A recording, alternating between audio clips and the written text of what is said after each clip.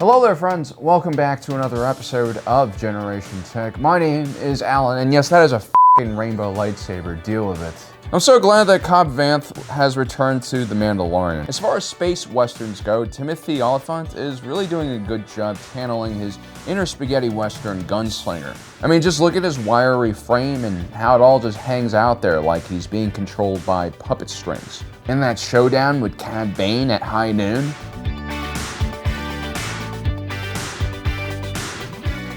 I know Boba Fett and Din Djarin are supposed to be the central characters in this TV spinoff, but Cobb Vanth is a remarkable hero in his own way. His journey from being a slave to becoming the Marshal of Freetown is one of the very few positive and inspirational stories on this terrible sand-covered planet.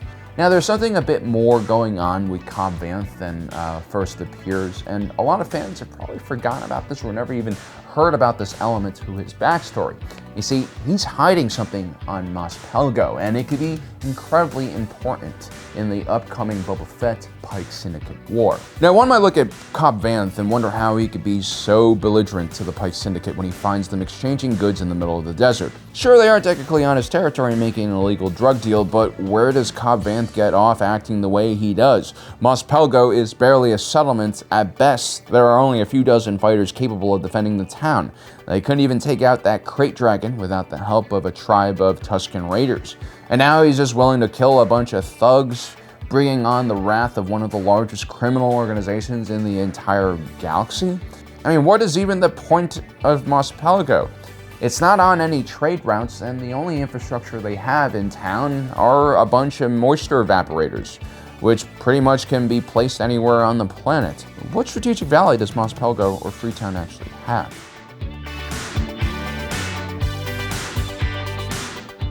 Well, we're going to have to go back all the way to the Clone Wars TV show, and specifically the first few episodes, which were all rolled into one large movie. In this movie, we witness Ahsoka Tano and Anakin meeting for the first time as they battle through Christophsis and mount an epic vertical assault on a temple on Teth. Now, the reason the two Jedi end up on Teth is because they're on a mission to win the favor of Jabba the Hutt. You see, some mysterious individual, who later turns out to be Dooku, had kidnapped Jabba the Hutt's infant son, Rhoda. I mean, technically Rhoda is 10, but Hutts grow up really slow and they don't really leave their mother's sack until they're much older. Marsupials! The Republic and the Separatist Alliance are both trying to court the Hutts' favor so that they can gain access to Hutt space. This was a large territory that bordered both the Mid-Rim and the Outer Rim. Republic forces wanted to use this corridor to bring relief supplies and reinforcements from Coruscant to the besieged garrisons in the Outer Rim. The Separatists, of course, don't want the Hutts to allow them to use this space, and so they're trying to block their efforts here. Luckily, Ahsoka Tano and Anakin rescue Rhoda and also uncover that it was Count Dooku who had orchestrated the original kidnapping of his son. This secures the Hutts' loyalty to the Republic throughout the entire war. And that's because Rhoda the Hutt was extremely important to Jabba.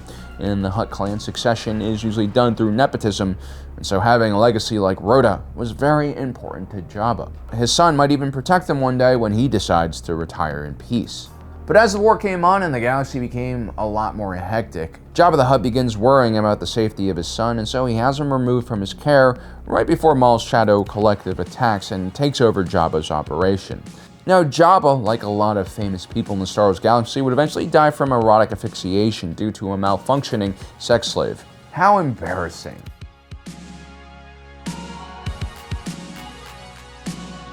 Now, this is when things get interesting post Jabba the Hutt's death. There was a novel trilogy that came out right before The Force Awakens known as the Aftermath Trilogy. This was the first post-Disney canon story that covered what happened in the galaxy shortly after the original trilogy.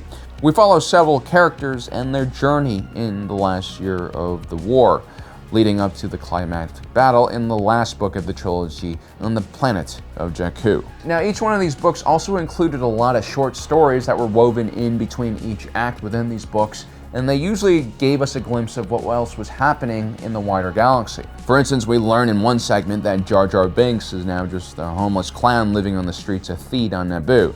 He's hated by most because of how he's enabled Palpatine's takeover of the Republic. Give immediately emergency powers.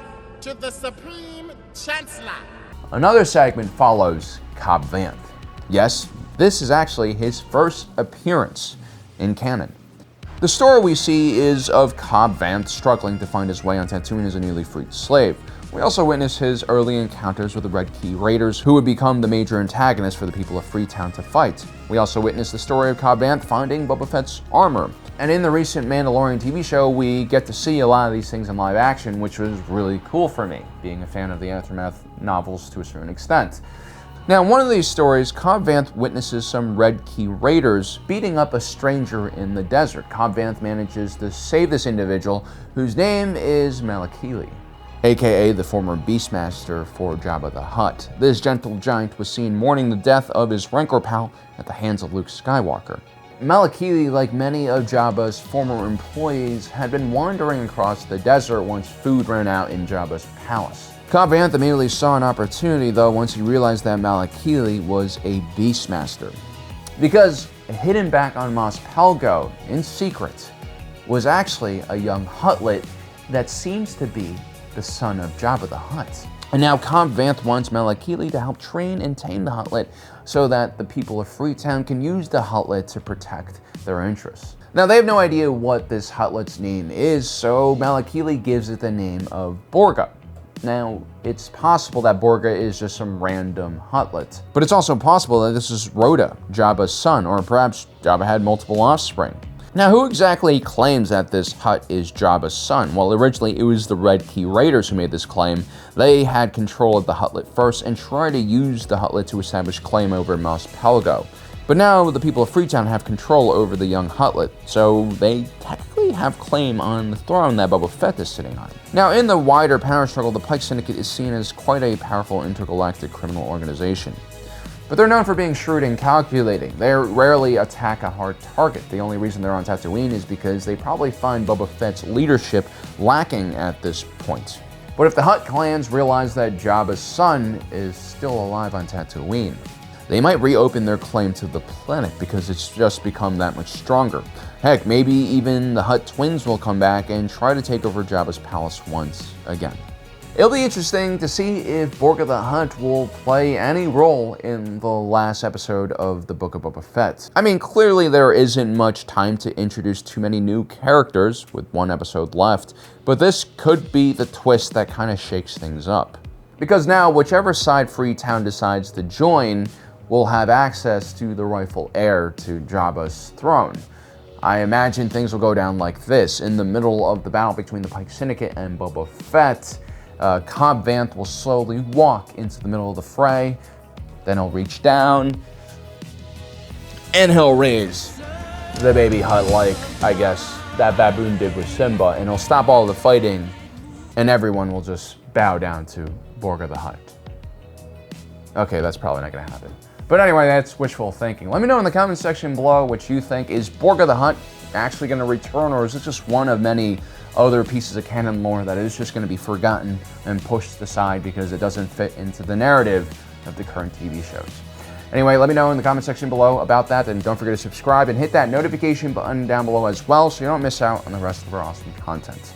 As usual, thanks for joining us today. If you're watching this, you are Generation Tech.